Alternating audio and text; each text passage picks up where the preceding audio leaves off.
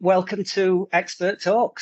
XpertTalx is an interactive podcast series where we invite experts from the world of digital HR and learning, both regionally and internationally.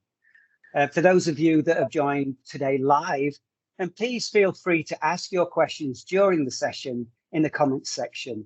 And stay around until the end where we can get your feedback from a quick survey. So today's episode is called Revolutionizing Education with Blockchain. And before you start thinking this is going to be about my tips for investing in cryptocurrency, then you're clearly on the wrong channel. It's amazing how many people didn't realize about the many utilizations for blockchain, specifically in our industry for HR talent and education. And as always on this series, we've got some amazing guests on the show, and opposed to me reading a chat GPT script on them, I'll hand over to them to have a little bit more of a human introduction. So first of all, over to you, Jack. Tell us who you are, what you do, and where you are and where you work. Yeah, no problem. Hi, everyone. My name is Jack George. I'm assistant head at Eglon College in Switzerland. I have a lot to do with the curriculum, with reporting, assessment. And at the moment, we're really looking into, we are using blockchain to create a conceptual digital architecture and almost a new lens to approach education on the whole, which I guess I'll talk a bit more about later. Yeah. Fantastic. Appreciate it, Jack. And then to you, Gillian, same questions around who you are, where you're working, and how are you into blockchain right now? Well, hello, everybody. My name is Gillian Hammond, and I am the principal at Repton Al Barsha. Repton Al Barsha is part of a Repton family of schools. We have another one up the road in Nad Al Shiba, Repton Dubai, and then Repton Abu Dhabi. I've been in the region 5 years now.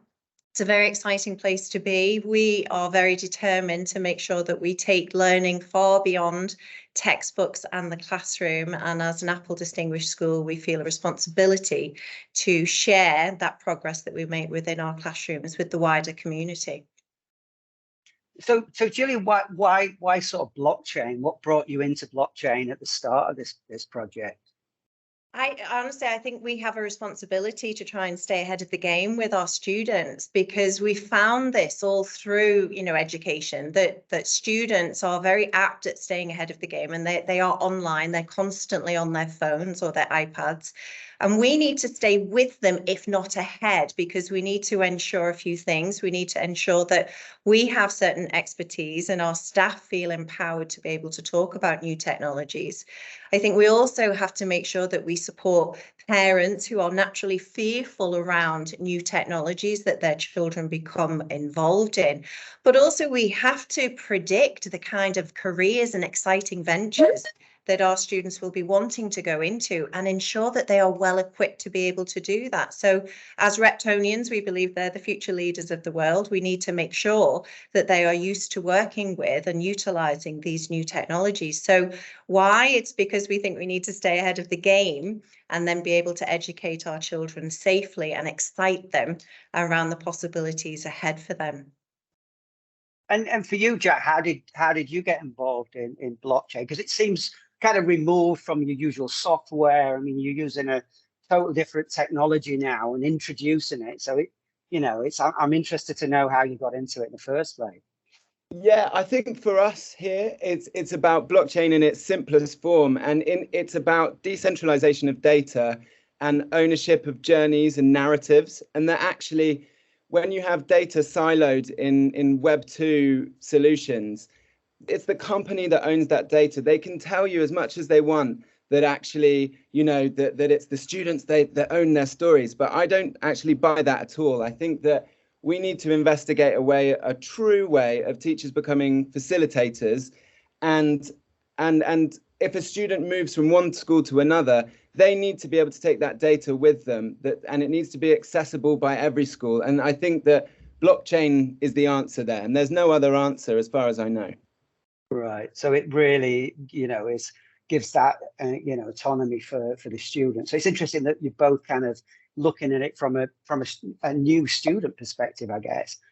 So what kind of things are you doing with it, Jack, for you on this one? Tell me about, the utilization of it. Yeah, so as I said, we think that actually we have an issue with a lot of tech companies at the moment, and tech companies come to us and they tell us exactly what we need. And essentially, tech companies have based their ideas, I find, a lot of the time on archaic school systems. We're still doing things that we did in Victorian times. And actually, what tech companies should be doing for us and we should be doing with them is breaking everything apart and deciding upon how we build it again.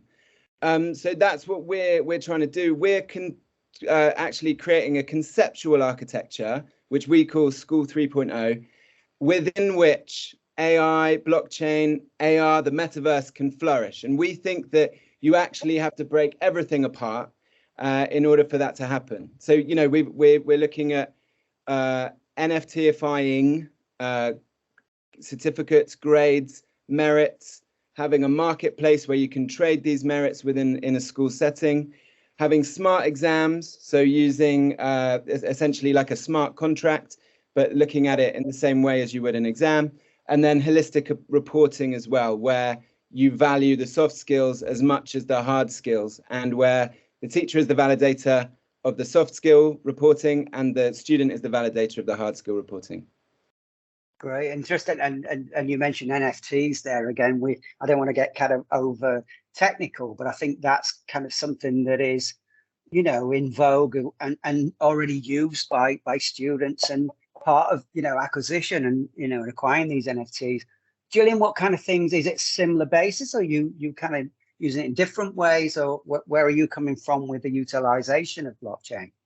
Yeah, I think probably similar ways, maybe you delivering it in a slightly different way. We've launched our the first of its kind, actually, Repton Passport for all of our students, which houses the student's academic record and extracurricular journey, and some, it's a multimedia platform for them in the form of NFTs. And it means that, as Jack has said, it is theirs, it is documented as theirs, it is time stamped. It means that their complete journey, we didn't want them to leave school with a paper CV anymore, an electronic Word formatted CV. So they'll have their Repton Passport, which they're very excited about. We've provided those for all children from FS right through to year 13. We'd already moved into digital yearbooks, if you like, because obviously in a transient community, parents moving around the world, they don't necessarily want to collect these hardback books anymore. And we wanted our students to stand out with future employers as well. And we feel that these Repton passports absolutely do that. It's completely in line with aligning with the UAE's 50-year charter of being able to build a central education file for every single citizen. So I think we're wanting to support that ambition of the local government. We also we've been doing it for a while now, where it started with our year 4s and 5s, where they were programming games and designing games. And so they worked with the Fairside squad and they built a game called Detention Disaster with Big Fat Phoenix that has now actually received over 35,000 plays from children all around the world. So this kind of coding and this documenting and time stamping is, the children are very much used to that. As Jack said, I think be able to communicate with our stakeholders and get them excited about. One of the things that we've done that was really successful and popular is we did workshops for parents and staff on NFTs and cryptocurrencies, again, so that they could understand it and feel confident.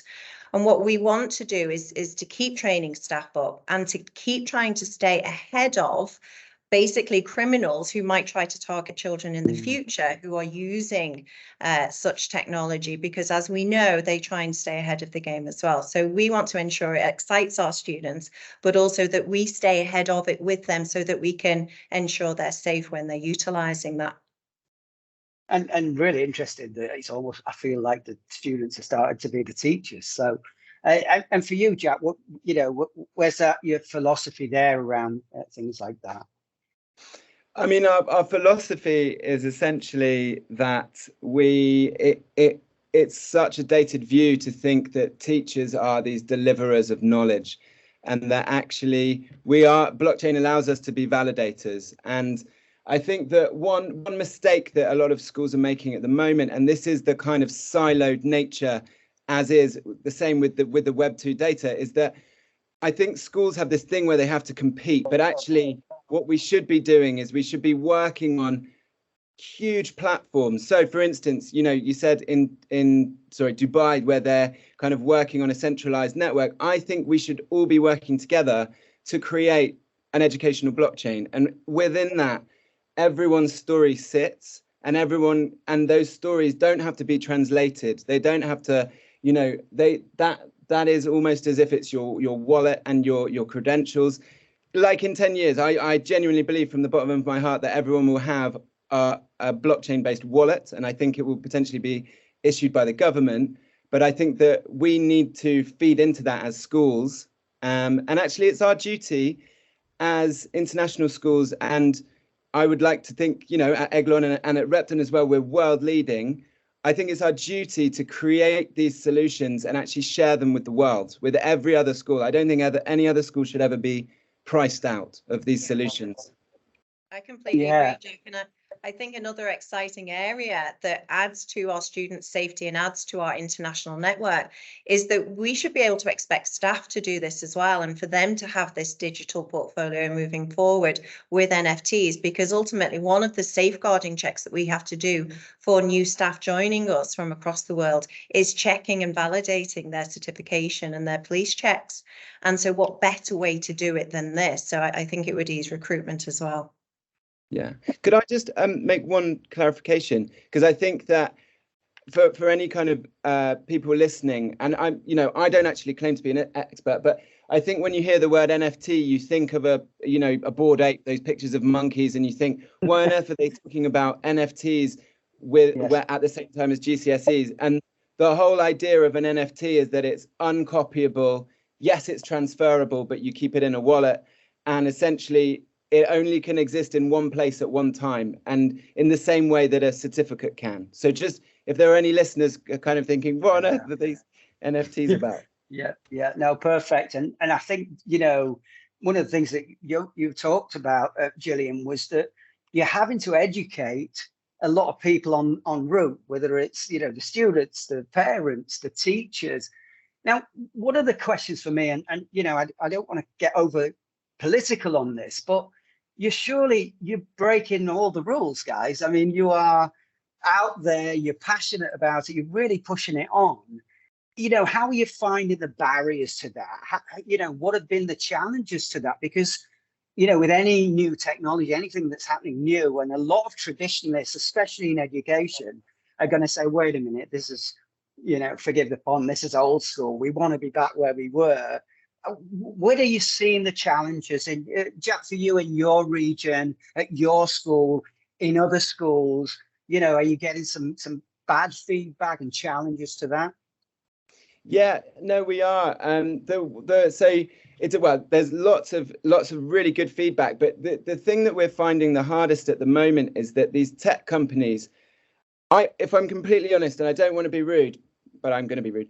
I think these tech companies need to think far bigger, and it's not just a solution that you go to schools with and say, hey, guess what? We've got this new thing, and all those other systems, don't worry about them. They don't count anymore. This is our system.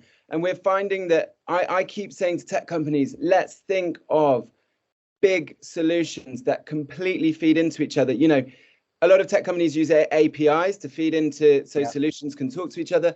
I think that we need to think far bigger, and that's what education should be. It should be collaboration. That's what teaching and learning is becoming. It's becoming collaboration and intertwining of curricula. And actually the data side and the services side needs to become the same thing. And that's the trick that tech companies are missing for me at the moment. Yeah, great. Well spoken. Gillian, from your side. Yeah, I would completely agree. I think we're very fortunate here that we live in a very ambitious country as well, though, that is constantly looking forward and removes a lot of those barriers for us. We're very, very privileged. We put ourselves in a position, as I'm sure Jack is, it sounds like he is, in speaking to these tech providers and in making sure that it can be utilized in schools for the good. It can be used to share attendance and rewards and grades and all of these positive things with all of our stakeholders. It can be used for parents to be able to pay fees. It eases, some of these processes, helps us to feel a lot more collaborative and connected. But it also inspires our students. We know that gamification and tokenization, if I might make that a word, it is very exciting to students. It's how they already like to engage online. And we've seen, great dividends in that, in using that with our students.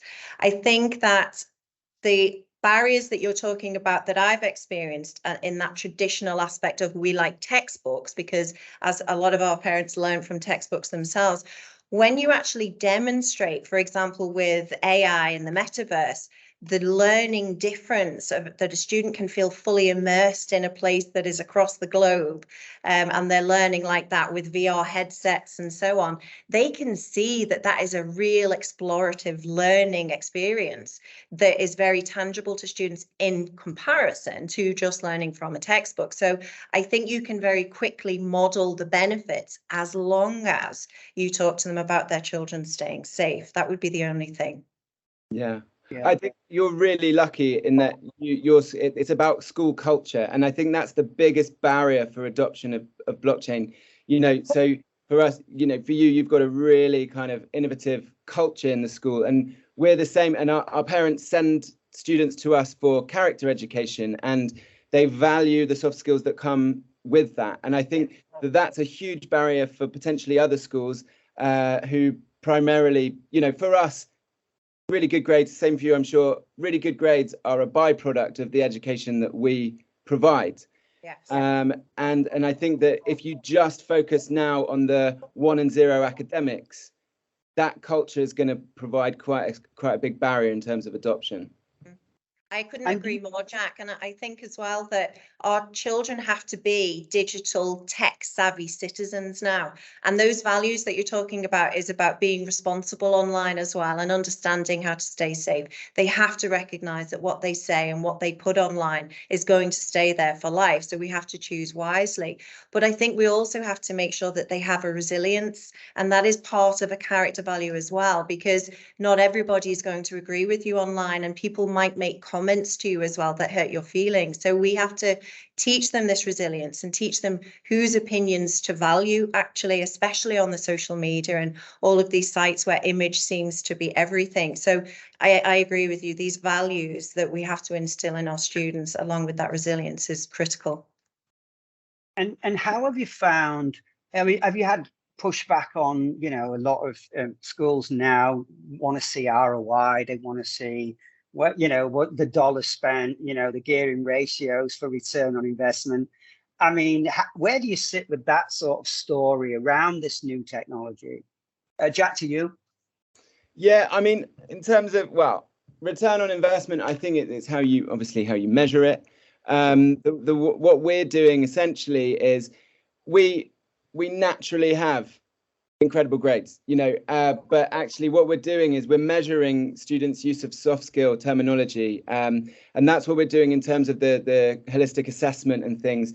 We're trying to measure their social awareness, which is quite difficult, but in terms of,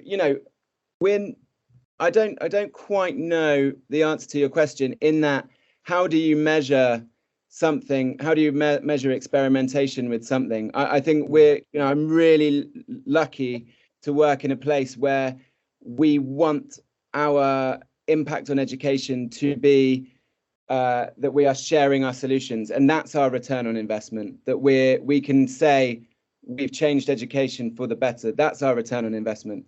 So I'm not sure if that's the best answer. That's a great answer. Yeah, I know where you're coming from there, and I was looking at kind of imprints around dollars, but it's interesting where you can justify it from your perspective. And again, whether you're getting pushback, I'm just looking at kind of the challenges that you may get. Well, how much is this, and what are we going to get back for it? Gillian, have you got a kind of idea of how you position that, and do you want to continue with experimentation with technology like this? Yeah, 100%, because it's not going away and it's only going to increase, really. And as I say, we're preparing our students for a world of work that we've no idea what that looks like. And we've seen our students over the years now develop apps that are making an income, put videos on YouTube that are making an income, produce pop songs. We've seen them do all of these incredible things along with getting these amazing grades. They're naturally interested, so we have to go with them to make sure what they do is quality and to make sure what they do is safe. So return on investment, as I completely agree with Jack, it comes in all sorts of different measures. And one of those can be engagement of students. One of those is reports of safety and less reports of online bullying. One of those can be retention rates of students, particularly in an international context. You know, if the parents are wanting to stay with you and wanting their children to stay being educated by you, it's not just from the outstanding grades, it's from all of the additional benefits and all of that enrichment that students are getting that make them stand out ultimately to future employers, to future investors, and to universities. And we communicate, we're very proud of our university alumni and the university destinations, and we communicate with the universities to find out what skills, hard and soft, that they need from students, from graduates coming through, because we have to stay aligned to that and we have to stay up to date, because those things can often change depending on the courses and depending on the career prospects of our students. So they need the best advice, and that's what we're trying to do. And I think you're certainly bringing together that sort of idea that, you know, what we're teaching in schools hasn't any effect on what people do in their future lives. So I think that, you know, this whole program and what you're trying to create now is a lot more aligned to, let's say, traditional ways of learning and teaching. Jack, you were going to say something there? Yeah, no, I was just going to say that actually one of the hurdles that we've come up against is that some parents and other schools that we've spoken to have said, well, you know, why are you doing all this? Because actually the Oxfords and the Cambridges and the, you know, Ivy Leagues, all they care about is incredible grades and a really amazing personal statement, which I completely don't agree with. But I also think that even if that were to be true, that doesn't mean you can't break a system from the inside and celebrate what should be celebrated and actually say to universities, look, this is what you're missing and we're creating that. And I think they will get wise to that eventually. So I think it's up to us to break it from the inside. Yeah, absolutely. It actually adds to the personal statements, Jack, doesn't it? I think, you know, as you say, that you can have all of these outstanding grades, but what makes you stand out on a personal statement is your experiences and the things you've been involved in. And if you can speak about being an innovator and an entrepreneur, then all the better. I'm sure they would grab these students. In fact, that's what they've told us. Yeah, that's look, guys, we're going to have to kind of start. I'm appreciative of your time and your energy and enthusiasm for what you're doing. I think you really are, you know, breaking the molds. I think it's incredible work that you're doing, and, you know, more power to you for doing this. And I really appreciate your time today. We don't have time for any questions at this moment, but let's certainly stay in touch, because I know that you guys are doing other things outside of the blockchain, which is, again, you know, another conversation, another episode in this great series. So once again, thank you so much for your participation today. And I wish you well with all the efforts and success with what you're doing. So thank you very much. Thank you. So guys, for the rest of the audience, if you just want to stay a short while, we have a quick survey. We're looking to your feedback for this particular episode, any questions that you may have, anything that you're looking for the future. So just give a few minutes. I think Ellie's going to drop that into the chat. And for our guest today, once again, thank you very much and take care. Thank you, Yes, Paul. it's there, Nice to Paul. meet you, Jack. Thank you. Nice to meet you. It's there, Paul. Survey is there. Okay, let's give a few minutes for everybody, and we'll get back in a second. Okay, so we're just wrapping up now. So thank you so much again for everybody. Thanks for your feedback and questions, and we'll get back to you guys for anything that you need to know further around the blockchain. So whether you've joined us live or accessed this in a recorded session later, just thanks for everyone to join us and for your valuable time. And please stay tuned for us and follow us on social media channels. Once again, thanks everybody for joining us today on XpertTalx.